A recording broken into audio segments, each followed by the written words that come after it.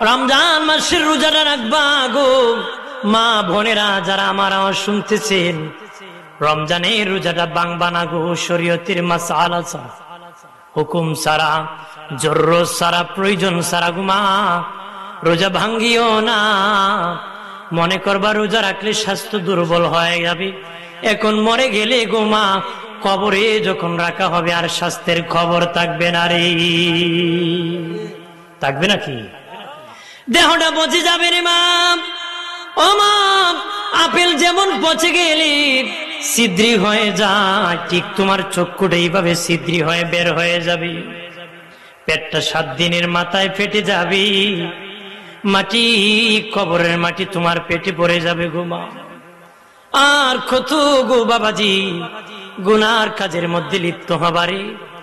রমজান মাস এসেছি গুনাহ ক্ষমা করার জন্য রে, জান্নাতি বানানোর জন্য। আমাদের জন্য আল্লাহ বোনাস হিসাবে দিয়েছি। আমাদের দেহটা 5 জিনিস সমন্বয়। কয় জিনিস? খেয়াল করবেন, জপি মুখস্থ করে রাখবেন। কয় জিনিস সমন্বয়ে মানুষ হয়? 5টা। রূহ আছে, মাটি আছে, পানি আছে, আগুন আছে, বাতাস আছে। কয়টা হয়েছে?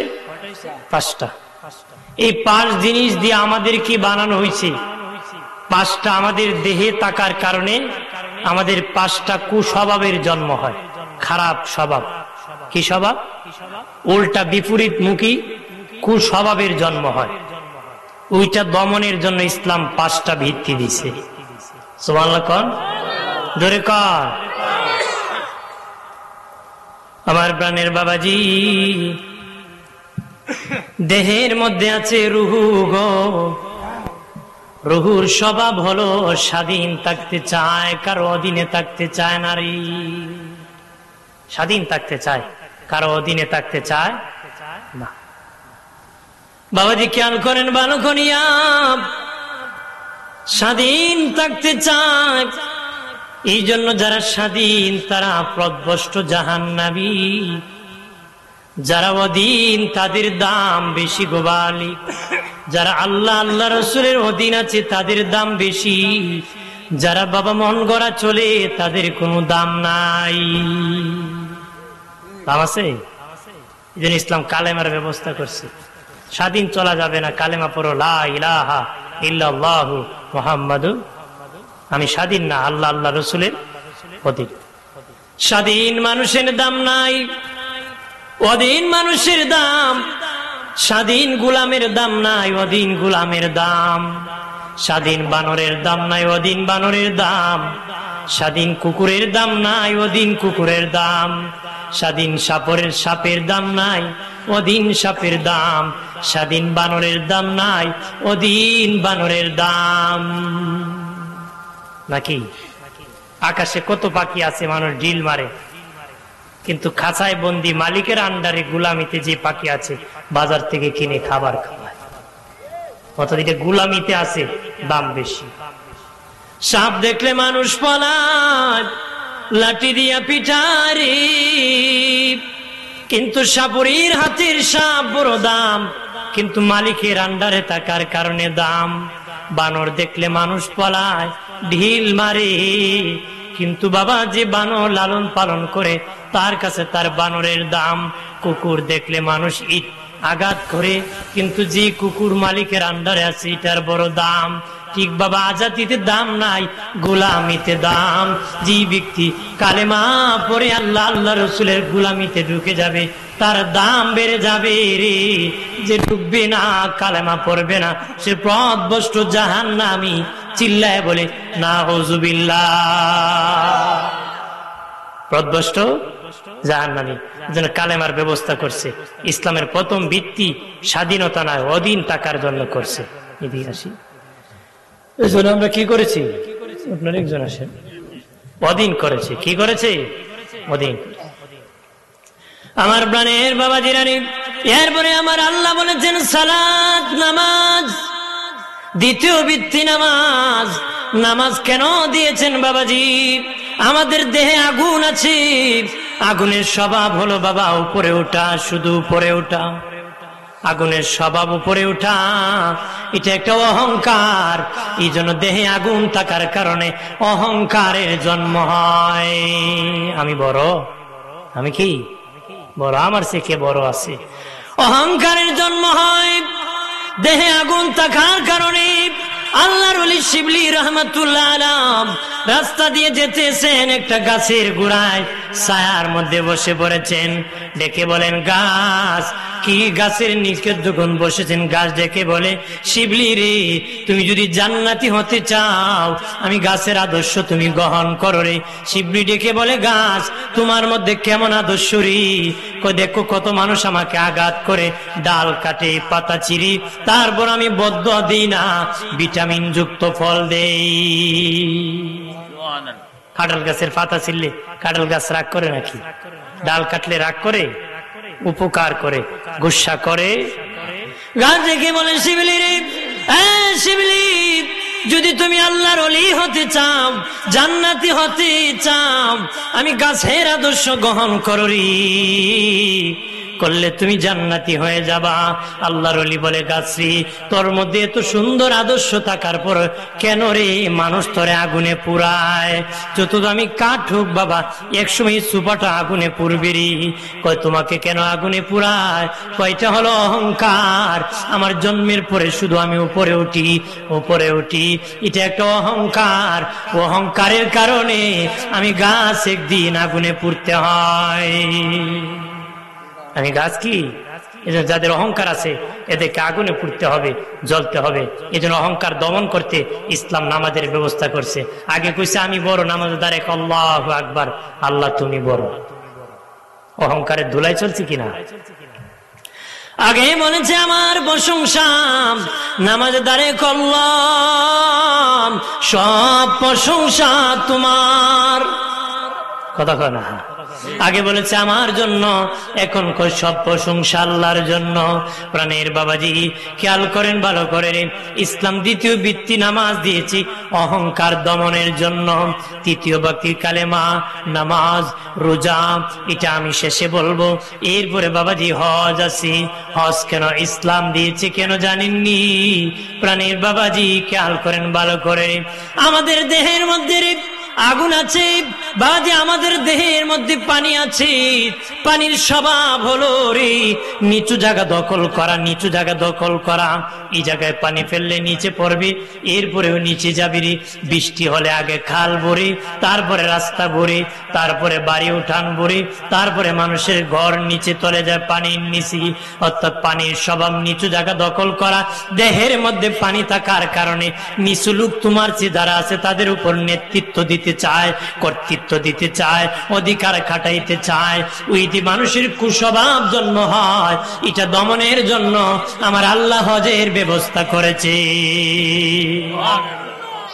যাও মক্কা মদিনায় যাও, যাই দেখো কে ধনী কে আমির, কে ফকির চিনার কুদরত নাই। সিলাই ছাড়া জামা কাপড় পরে, সিলাই ছাড়া কাপড় পরে ঘুরতেছি, কাবা করে তাওয়াফ করতেছি, সবাই একই রকম কাপড়।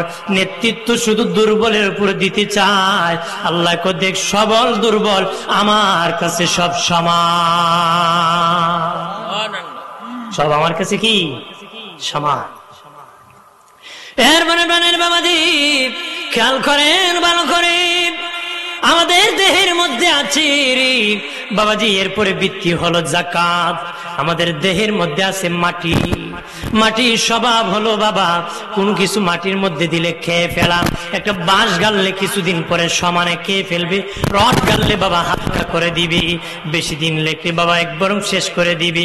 মাটির স্বভাব হলো মাটি খেয়ে দিবে, এটা ছাড়বে না রে। ঠিক আমাদের দেহের মধ্যে বাবা মাটি থাকার কারণে কুস্বভাবের জন্ম হয়। কি স্বভাব? অর্থাৎ কোনো কিছু যদি তাকে দিতে চায় না রে। মানুষ কয় টাকার নাম বাবাজি, যার কাছে যায় তার কথা কয়। হ্যাঁ, যার কাছে যায় তার কথা কয়। কেন কো জাননি? দেহে মাটি থাকার কারণে ফেরত দিতে চায় না। তার ইচ্ছে খালি জমাইবো, জমাবো, বড় লোক হবো, কাউরে দিব, আল্লাহ রাস্তায় দান করব না, ফকিরকে দিব না, খালি জবরদখল করবো। এটা হলো মাটি থাকার কুস্বভাব, মাটির স্বভাব খেয়ে ফেলা। আমার দেহে মাটি থাকার কারণে খালি খাইতো, খাওয়ার স্বভাব আছে কিনা? ভাইরা আমার খেয়াল করেন ভালো করে, আমাদের দেহের মধ্যে আমার আল্লাহ দুই ছিদ্রিওয়ালা সালা ফিট করে দিছে, দুই ছিদ্রিওয়ালা। দুনিয়ার সালার তালা আছে, কিন্তু আমার সালা তালা নাই রে। আছে নাকি? এদিকে দিবেন, ওইদিকে চলে যায়। হ্যাঁ, দুনিয়ার সালার তালা আছে, কিন্তু আমার আপনার এমন দারুণ সালাম মানে না তালি। বিকালে বড়ি সকালে খালি, সকালে বড়ি দুপুরে খালি, দুপুরে ভরি বিকালে খালি, মরণ পর্যন্ত সালায় কারো খাইতো, খালি খাইতো, খাওয়া ছাড়া আর ধান্দা নাই। কেন কেন জানেননি? আমাদের দেহের মধ্যে এই মাটি থাকার কারণে কুস্বভাবের জন্ম হয়। কুস্বভাব থেকে খেয়ে ফেলা রাখবো, এটা দমনের জন্য ইসলাম জাকাতের বিধান করছে। জাকাত দাও, কি করছে? জাকাত দাও। আমার বানে দুস্থ বুজুর্গরা খেয়াল করেন ভালো করিয়া, আমার আল্লাহ পঞ্চবৃত্তির মধ্যে একটা বৃত্তি দিয়েছে রোজা। সামনে রমজান মাস আসতেছে, বাবাজি রোজাটা কেন দিয়েছি রে? কি জন্য আল্লাহ রোজাটা ফরজ করে দিয়েছে? দেহের মধ্যে আছে বাতাস, বাবা বাতাসের স্বভাব হলো খালি জায়গা দখল করা। ঘরের দরজা বন্ধ আছে, কিন্তু ঘরে ঢুকতে পারে না গো। দরজা যখন খুলবেন বাতাস অটোমেটিক ঢুকে যাবে রে। খের কুটা রাখছেন একটা জায়গায়, ওই মাটির মধ্যে বাতাস লাগবে না, সরাই দিবেন, সেখানে বাতাস দখল করে ফেলবে। বাতাসের কাজ হলো খালি জায়গা দখল করা। ওই দে বাতাস দেহে থাকার কারণে মানুষ পেট খালি রাখতে চায় না বাবা, খিদা রাখতে চায় না। পেট খালি হলেই বাবা খাবার খেতে চায়, খিদা রাখতে চায় না। খিদা লাগছে খাবার খাইবো, গুড়ার ডিম খাইবো, আর কত কিছু খাইবো। কথা খানা খাওয়ার অভাব আছে নাকি? বিড়ি খাইবো, ধুমা খাইবো, ইডো নাকি পেট ভরে, নাহলে ফুটবলই জায়গা। নাউজুবিল্লাহ কোন প্রেম রানের বাবাজি খেয়াল করেন ভালো করে, অদুস্থ বুজুর্গরা ইসলাম রোজাকে ফরজ করে দিয়েছি। আল্লাহ বলেন তোদের কুস্বভাব হলো পেট খালি রাখবে না, এই জন্য ইসলাম বলে আমি তোদের জন্য রোজা ফরজ করে দিলাম। 1 মাস কিছুক্ষণের জন্য তোরা পেটটা খালি রাখবে রে। এটা কুস্বভাব দমনের জন্য দিয়েছে। অর্থাৎ তোদের স্বভাব হলো পেট খালি রাখবো না। আল্লাহ আমার হুকুম ইবাদত, পেট খালি রাখবে। গরিব মানুষ না খেয়ে থাকে, দুঃখ বুঝবে। নবীজি বলেন নিজে পেট ভরে খায় ঘুমায়, পাড়া প্রতিবেশীর খবর রাখে না। নবী 3 বার বলে মমিন না, মমিন না, মমিন না। নবীজি বলেন যদি নিজে পেট ভরে খায়, পিঠ ভরে ঘুমায়, কিন্তু পাড়া প্রতিবেশীর খবর রাখে না। নবীজি বলেন হ্যাঁ আমার উম্মতেরা, তোমরা যখন তরকারি পাখাবা, তরকারিতে একটু ঝুল বেশি দিও রে। কেন জানোনি? তোমার পাশের ঘরে গরিব মানুষ যদি ঘরে তরকারি না থাকে, তরকারি না থাকে, তোমার ঘরে একটা পেট যদি পাঠায়, কিছু ঝুল দিল, সে জীবন রক্ষা করতে পারবে রে। বাবাজি নবীজি কত সুন্দর শিক্ষা দিয়েছি। পাড়া প্রতিবেশীর খবর রাখো, মিলেমিশে সমাজ চালাও, একজন আর একজনকে সালাম করো, একজন আর একজনকে দাওয়াত করো রে। আগে 1 কুয়ার পানি 3 গাম মিলে খাইতো বাবা, এখন 3 গাম দূরের কথা, একটু বলের পানি বাবার ছেলে মিলে খেতে পারে না। কথা কনা আগে একজনের চ্যান্টেল আর একজন নিত, একজনের কাপড় আর একজন নিত, একজনের গরু আর একজন হাল চাষ করতো রে, একজনের ঘরের তরকারি আর একজনকে দিত, একজনের লোক একজনের মেহমান আসলে আরেক বাড়িতে ঘুমাতো রে। এখন বাবাজি এত ঝগড়া লেগে গিয়েছে রে। দিনে নবী বলেন আমার উম্মত অধপতন হবে যখন নিজের লোককে পরের লোক মনে করবে, পরের লোককে নিজের লোক মনে করবে, তখন পতন হয়ে যাবে। পরের লোক কোনদিন নিজের লোক হতে পারে না, নিজের লোক কোনদিন পরের লোক হতে পারে না। স্বার্থের কারণে কিছুক্ষণ বিচ্ছিন্ন থাকতে পারে, কিন্তু বাবা দরকার হলে একত্র হয়ে যায়। মা বোনেরা যারা আমারা শুনতেছেন, রমজানের রোজাটা বাংবানা গো, শরীয়তের মাসআলা ছাড়া, হুকুম ছাড়া, জরুরত ছাড়া, প্রয়োজন ছাড়া ঘুমা রোজা ভাঙ্গিও না। মনে করবা রোজা রাখলে স্বাস্থ্য দুর্বল হয়ে যাবে, এখন মরে গেলে গো মা কবরে যখন রাখা হবে আর স্বাস্থ্যের খবর থাকবে না রে, থাকবে নাকি? দেহটা পচে যাবে রে মা। ও মা, আপেল যেমন পচে গেলে ছিদ্রি হয়ে যায়, ঠিক তোমার চক্ষুটা এইভাবে ছিদ্রি হয়ে বের হয়ে যাবে। পেটটা 7 দিনের মাথায় ফেটে যাবে, মাটি, কবরের মাটি তোমার পেটে পড়ে যাবে গো মা। আর কত গো বাবাজি গুনার কাজের মধ্যে লিপ্ত হবারে। রমজান মাস এসেছি গুনাহ ক্ষমা করার জন্য রে, জান্নাতি বানানোর জন্য আমাদের জন্য আল্লাহ বোনাস হিসাবে দিয়েছি, অফার দিছে রমজান। দুনিয়ার অফারে খুঁজে মানুষ পিছনে দৌড়ায়, কিন্তু রমজান দিয়ে অফার আছে এই খবর।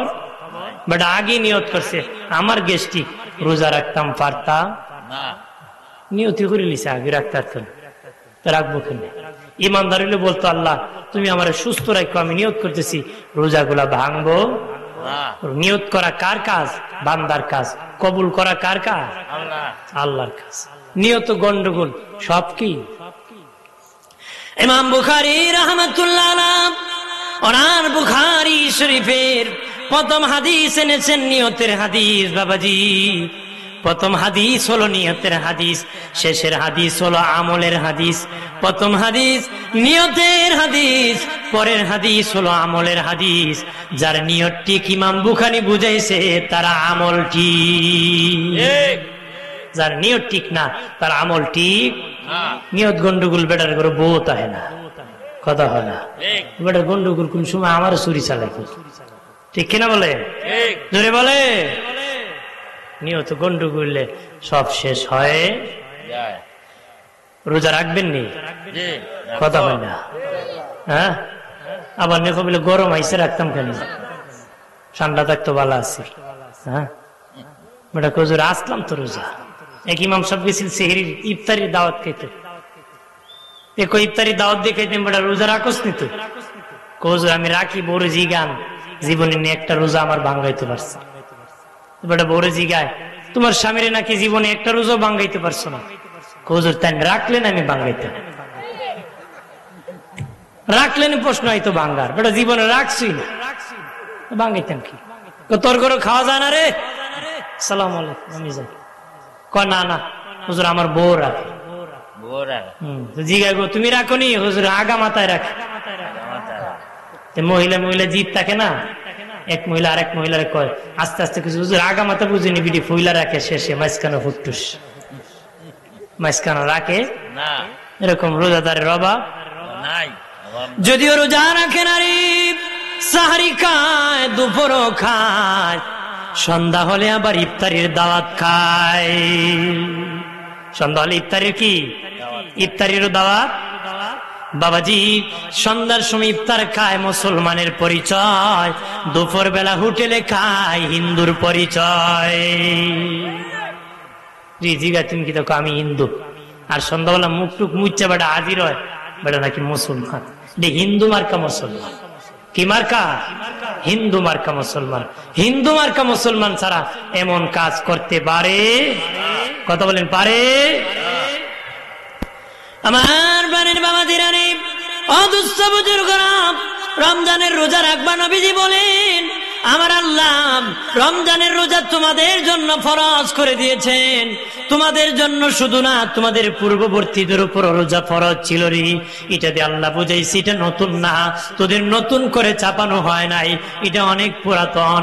আগেও রোজা ফরজ ছিল, এখনো তোদের উপর ফরজ করে দিয়েছি। নবীজি বলেন আল্লাহ তোদের উপর দিনের বেলা রোজা ফরজ করে দিয়েছি, আমি রাতের বেলা তোদের জন্য তারাবি সুন্নত করেছি।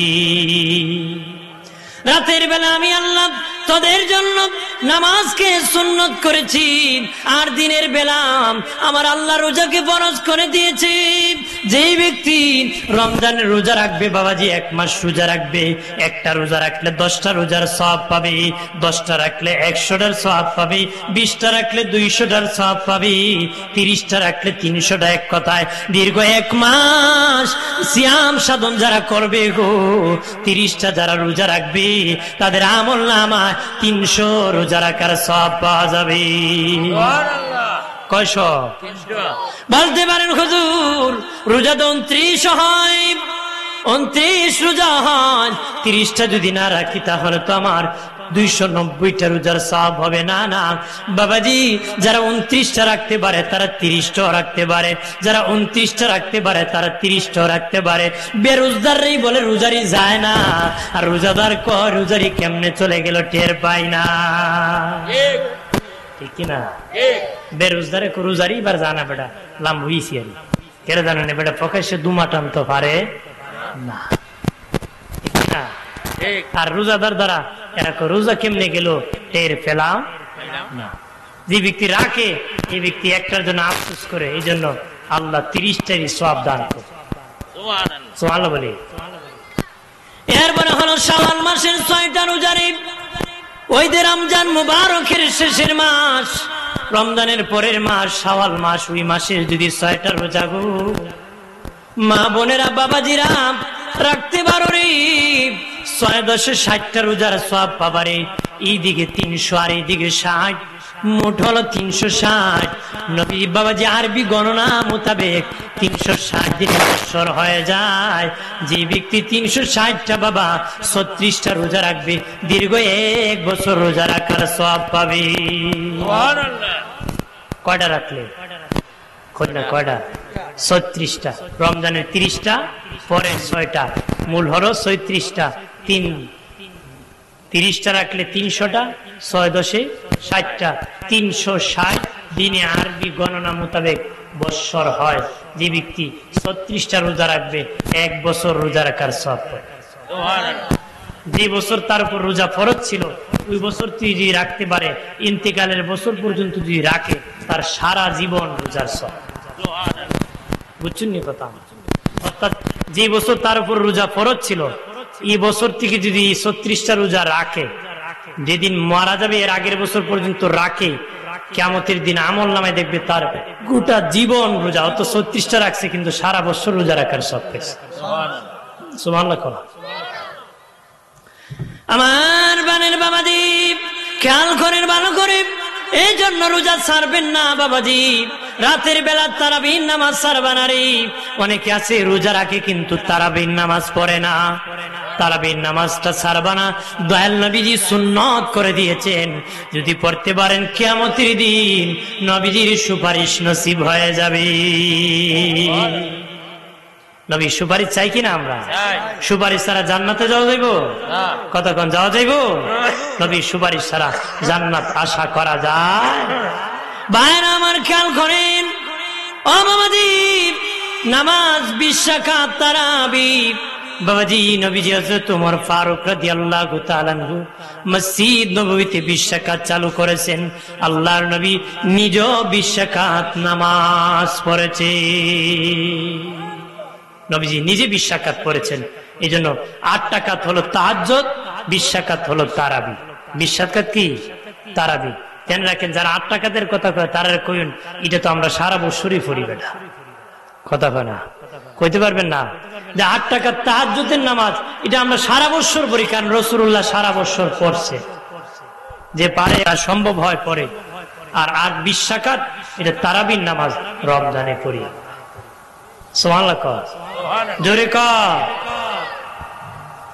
আমার বানের বাবাজি খেয়াল করেন ভালো করে, ইফতারের দাওয়াত দিবারে ইফতার খাবাম। নবীজি বলেন কেউ যদি কাউকে ইফতার খাওয়ায়, ইফতারের দাওয়াত দে, ইফতারের দাওয়াত দে, সারাদিন রোজা রাখিয়া যে সওয়াব পাবে ওই ইফতার করনেওয়ালার আমল নামায় 1 রোজার সওয়াব হয়। সুবহানাল্লাহ। বলতে পারে হুজুর তাহলে হে বেটা বাড়ি ইফতার করুন যেত না, আমার রোজার সওয়াব নিব না। অনেকে আছে কয় না নে ভুল ধারণা আল্লাহ গরিব নাকি আমাদের। আল্লাহ ওই লোকের তোমার রোজার সব তারে দিবে না, অর্থাৎ ওই লোকের নেকির সব তারে দিবে। সুবহানাল্লাহ কর, জোরে কর। ওই লোকের নেকির সব দিয়ে দিবে রে। ও বাবাজি, একজন গরিব মানুষ ঘরে ইফতারি নাই, প্রত্যেক গার্জেন চায় তার ঘরে ইফতারি হাজির করুক।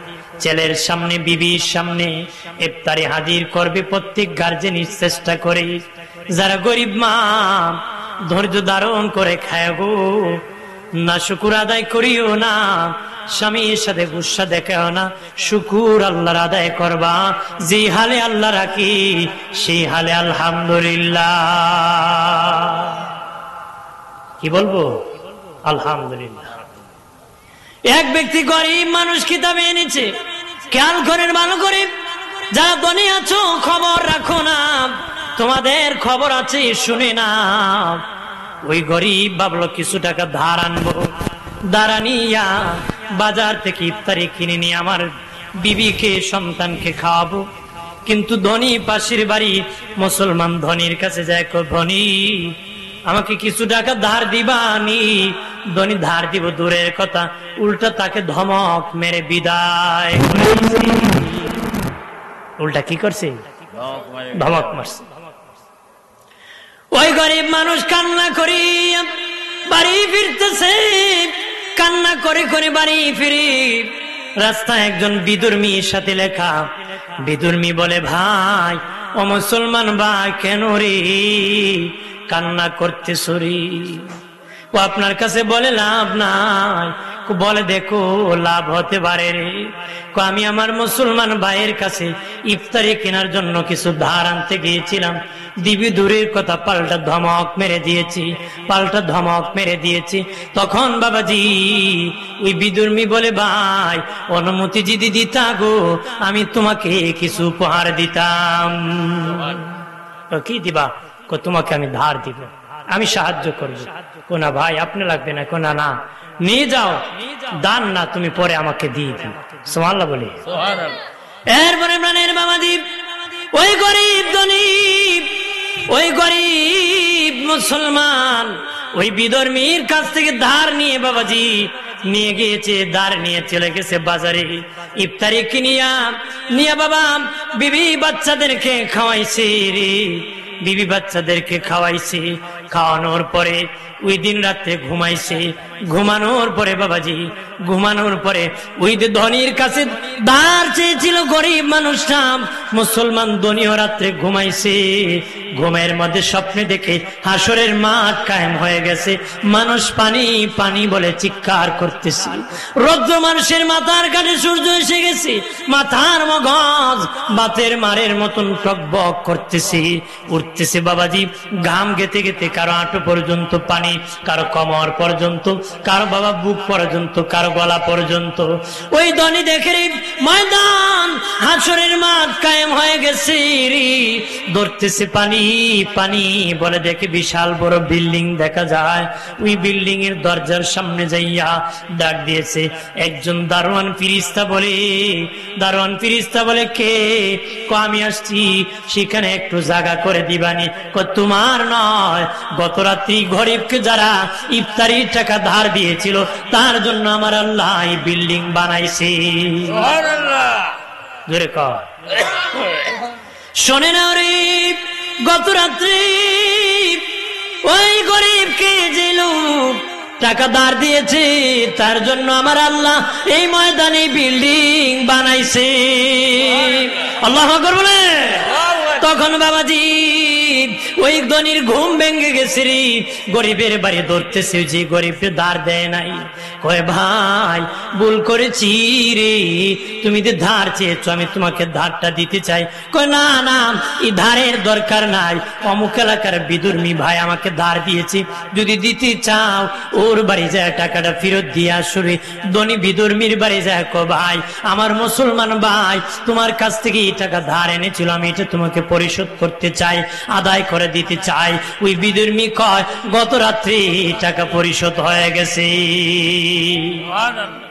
কেমনে হয়েছে রে? কয় শুনে না, গত রাত্রিতে আমি যখন রাত্রে শুয়ে গেছি রে, আমার নূরের নবী রাত্রি আমার সাথে দেখা করেছে। সুবহানাল্লাহ বলি। আমি নবীজিকে স্বপ্নে দেখেছি, নবী কয় তুই আমার উম্মত কি গরিব উম্মত রোজা রাখছে সাহায্য করেছ, আমি নবী মদিনায় থাকতে পারি নাই, তোর বাসায় হাজির হয়ে গেছি, আমার হাতে রাখিয়া কালেমা পড়ে মুসলিম হয়ে যা। আমি মুসলমান হয়ে গেছি, এই টাকার বিনিময় আল্লাহর জান্নাত কিনে ফেলেছি। সুবহানাল্লাহ বলি। ভাইরা আমার খেয়াল করেন, এই জন্য বাবাজি ইফতারের দাওয়াত করবারে মেহমানদারি করাবাম, মানুষকে মেহমানদারি করানো সব পয়গম্বরের সুন্নত, সব নবীর সুন্নত, সব নবীর সুন্নত। আমাদের তো মেহমানের কদর নাই, তাহলে যদি আয় বাড়িতে মেহমানদারি করতে, কয়েকদিনও থাকেন নাই, আজকে কোনো থাকবেন নি, আর একদিন আসলে ছাড়বো না, কথা হয় না। তাহলে এই দিনও থাকছেন না, আজকে কোনো আর থাকবেন নি, আর একদিন আলে ছাড়তাম, মানে আজকে বিদায় দিয়েছে। আজকে কি আমরা ইতালের আদর করে মানুষ, অথচ নবীগণ মেহমান ছাড়া খেতেন না, মেহমান ছাড়া তারা খেতেন, মেহমান ছাড়া খেতেন না রে বাবাজি। ও বাবাজি খেয়াল করেন ভালো করিয়াম, মেহমানের কদর করবাম, সম্মান করবা। নবীজি বলেন মেহমানের রিজিক মেহমান নিয়ে আসে, আসে কিনা? ভাইরা আমার খেয়াল করেন ভালো করে, দোস্ত বুজুর্গ নারী ইফতারের দাওয়াত করবা, মানুষ কি গরিব মানুষ থাকলে সারি খেতে পারে কিনা খবর রাখবা। আদালতে একদিন হিসাব দিতে হবে, ধনী হয়ে গরিবের খবর রাখছো কিনা। যারা রোজাটা রাখতে পারবা, কিয়ামতের দিন দিন হাসরে দাঁড়াবা, আমার আল্লাহ সব রোজাদার কি আমার আল্লাহ নিজে ইফতারের দাওয়াত করবে। যে বেটা আর দিন খাইছে এর দাওয়াত করবে, কথা হয় না। কারে করবো? যে রোজা রাখছে, ইফতার করছে। সাহারি খাবো শেষ টাইম, ইফতার করবো ফার্স্ট টাইম। ফার্স্ট টাইম বলতে আসরের পরে না, সময় হতে দেরি করা যাবে। দেরি করা ইহুদিদের লক্ষণ, দেরি করা কার লক্ষণ? ইহুদিদের লক্ষণ। ইফতারিতে গরমিশি করা, আমি আসতেছি, বন কুলতেছি, হাল চাষ করতেছি, যা, এটা ইহুদিদের স্বভাব। মুসলমান হিসাবে এটা ইবাদত, ইফতার বসে থাকবে, হতে দেরি হুকুম, খাইতে দেরি নাই। সুবহানাল্লাহ বলে না, জোরে বলি। হতে দেরি, ছাড়তে দেরি। কিয়ামতের দিন আমার আল্লাহ সুবহানাহু ওয়া তাআলা রোজাদারকে ইফতারির দাওয়াত করবে। চেয়ারম্যান যদি দাওয়াত করে কত খুশি বেদায়, এমপি করলে আরো খুশি, প্রধানমন্ত্রী করলে বাবাজি পেপারে পর্যন্ত দিবে, বানিয়াচুঙের অমুককে প্রধানমন্ত্রী দাওয়াত করছে, বেটা 3 ফালে ঢাকায় চলে যাবে রে। স্বয়ং আল্লাহ যেদিন ইফতারের দাওয়াত করবে, কেমন আনন্দ লাগবে রে বাবাজি, কেমন আনন্দ লাগবে। আল্লাহ বলবেন আমার রোজাদার সারা জীবন রোজা রেখেছে, রেখে রেখে তার কলিজা পুড়ে গেছে রে, আমি আল্লাহ তাকে সূর্যের তাপের মধ্যে আর জ্বালাবো না, আমার আরশের নিচে জায়গা করে দিছি। আর তোদের কি আমি আল্লাহ ইফতারের দাওয়াত করেছি। ইফতারি দাওয়াত করতে আল্লাহর কত সময় লাগবে? কোন ফায়াকুন, কইতে দেরি, হতে দেরি। ইফতারি খাবেন আল্লাহ, আর জান্নাতি রোজাদাররা ইফতার খেতে থাকবে। খেতে খেতে আদালতে বিচার শেষ হয়ে যাবে, হাসরের মাঠ খালি হয়ে যাবে, বিচার শেষ হয়ে যাবে। ফেরেশতাকে আল্লাহ বলবেন বিচার শেষ। ফেরেশতারা খুব আল্লাহ রয়ে গেছে, রোজাদাররা ইফতার করতেছে, তাদের তো এখনো বিচার হয় নাই। কাটা রইছে, রোজাদাররা ইফতারি খানিতে রইছে, এদের বিচার হয়নি। তখন আমার আল্লাহ বলবেন ফেরেশতারা, আমার বান্দা বান্দি খাওনে আছে রে, দুনিয়ায় খাওনে কোনো বিচার চলতো না, খাবারের মধ্যে কোনো বিচার চলে না। বাবা ছেলের প্রতি রাগ করে আছে, লাঠি নিয়ে ঘুরতেছে, যে দিয়েছে পাখের ঘরে বাবা সন্তান খেতেছে, বাবাকে খাওয়ানে আসো বলে ক্ষমা করেছি, ঠিক না বলেন? আল্লাহ বলবেন হ্যাঁ ফেরেশতারা, আমার বান্দা সারা জীবন রোজা রেখেছে, আমি আল্লাহ তাদেরকে এখন ইফতারের দাওয়াত করেছি, খাওয়ানে কোনো বিচার থাকে না। আর রোজা আমার জন্য রেখেছি, আমি তাকে রোজার প্রতিফল দিব। কত দিব? যত দরকার তত দিব। কত দিব? যত দিলে জান্নাতি হবে তত দিব, বিচার চলবে না। যা নেকি দরকার তা দিয়ে দিছি রোজার বিনিময়। সব জান্নাতি, রোজাদারকে জান্নাতের মালিক বানায় দিছি। আল্লাহ কব খাওয়ান খাইতেছে, বিচার চলে না, মাফ করে দিছি, তোরা জান্নাতে যা। কারণ দুনিয়া দিনে খাইলইব না, খালি ইফতার খামো, সাহারি খামো, রাত্রে খাইবো নাকি? কতক্ষণ রোজা রাখবো তো? আমরা রাখবো তো? রোজারা রাখবেন, ইফতারি খাওয়াবেন, মেহমানদারি করাবেন, মানুষকে মহব্বত করবেন, মানুষের সাথে সুসম্পর্ক থাকবেন, ইমামদেরকে মায়া করবেন, শ্রদ্ধা করবেন, আদর করবেন। রাজি আছি? মুরব্বীকে সম্মান করবারে, যারা মুরব্বী বাবাজি আছেন তাদেরকে সম্মান করবা। যারা যুবক আছো তোমরা তাদেরকে সম্মান করবা। বাবাজি যারা আছেন আপনারা যুবকদেরকে স্নেহ করবারে। ইসলামের কাজ ঐক্যবদ্ধ ভাবে করবা। আমার আল্লাহ তোদেরকে ঐক্যবদ্ধ জান্নাত দান করবে। কিয়ামতের দিন সবচেয়ে বেশি লজ্জায় পড়বো বেরোজগার, বেনামাজি। প্রকাশ্যে লজ্জায় পড়ে দেবে। আল্লাহ কব যারা নামাজ পড়ছো আমার সেজদা করে দেখাও। তখন বেনামাজিরা সেজদা করতে চাবে, সেজদা করতে পারবে না, তাদের মেরুদণ্ড সোজা থাকবো। খুব আল্লাহ কেছে সেজদা করার, সেজদা একটা মাইরে দিবে। কিন্তু যারা সেজদা দুনিয়ায় করেছিল তারাই করতে পারবে, আর কেউ করতে পারবে, আর কেউ করতে পারবে না। আর রোজাদারকে আল্লাহ বলবেন তোদেরকে ইফতারে দাওয়াত করতেছি, আমার আরশের দিকে আসো। রোজাদার যারা বেরোজগার এরা খুব আমরা একটা দিন, কিন্তু এদের পা মাটির সাথে লেগে যাবে, 1 ইঞ্চি নড়াচড়া করতে পারবে না, যেতে পারবে না। সবচেয়ে বেশি প্রকাশ্যে তারা বেনামাজি বেরোজগার মানুষের সামনে লজ্জায় পড়বে। আপনারা কি চান এই লজ্জায় পড়তে? প্রত্যেক আমলে 70 থেকে 700 নেকির সীমাবদ্ধতা আছে বাবাজি, কিন্তু রমজানের রোজার কোনো সীমাবদ্ধতা নাই। রোজার যা দরকার তা দিব। তারাবিটা পড়বেন নি? বিশ্বাকা পড়লে কি হইব? কথা হয় না, আড়ে না, পড়লে কি হইব? জোরে কোন কি হইব? সব হইব।